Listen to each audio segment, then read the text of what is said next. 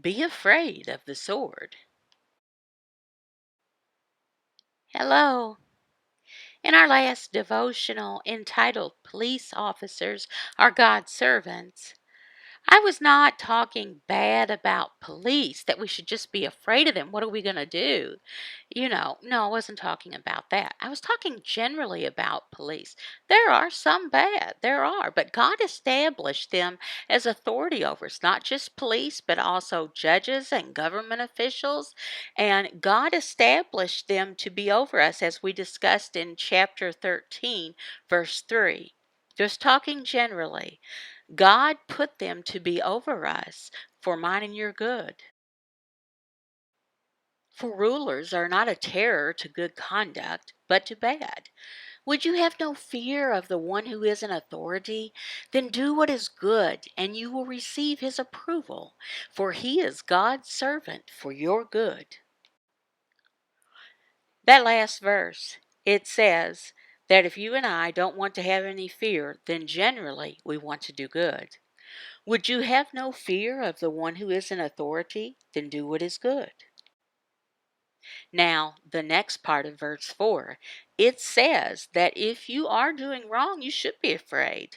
But if you do wrong, be afraid, for he does not bear the sword in vain. For he is the servant of God, an avenger who carries out God's wrath on the wrongdoer. That verse, it says to be afraid. The reason is because of the sword.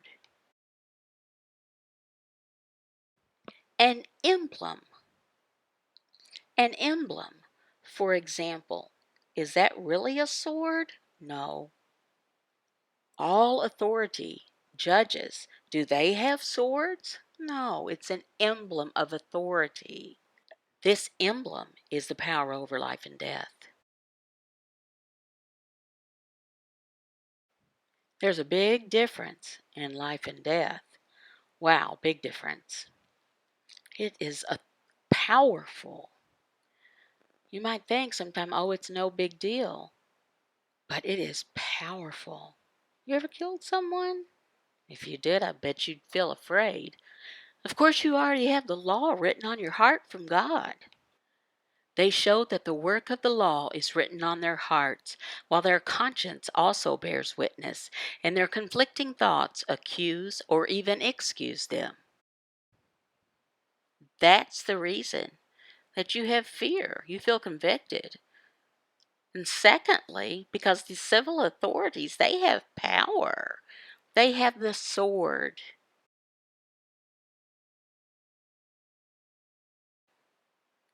That's not like, oh, no big deal. There's no reason. No, it's not. It's not in vain. No, the law, it still stands. We obey. We do right by the law, or we do not. If we do not, then we're punished. But if you do wrong, be afraid, for he does not bear the sword in vain. For he is the servant of God, an avenger who carries out God's wrath on the wrongdoer. Some people feel that the authorities are too strict. Are they wrong? No. We've broken the law. We've done wrong. That's serious. God is holy, and he set these people up over us. He set them up, and it is fair for them to punish people for doing wrong. That's why they are called avengers against people who do wrong. Now remember, sometimes they fail and they don't do what they're supposed to do, and God will judge them.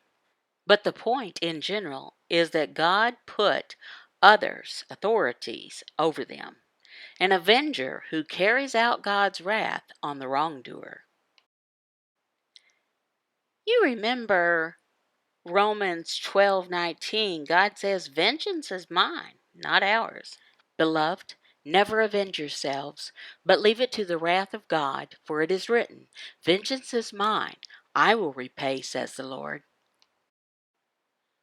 God himself, he avenges evil people through the civil authorities at his right time.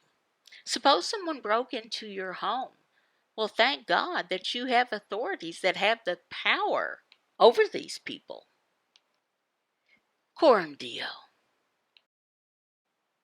To live coram Deo is to live one's entire life in the presence of God, under the authority of God, to the glory of God. Everyday Breadcrumbs, Daily Devotional Studies for the Deaf by Brad and Tammy Schaaf, taught in American Sign Language, ASL, by Brad with voiceover by his wife Tammy. All verses from English Standard Version, ESV.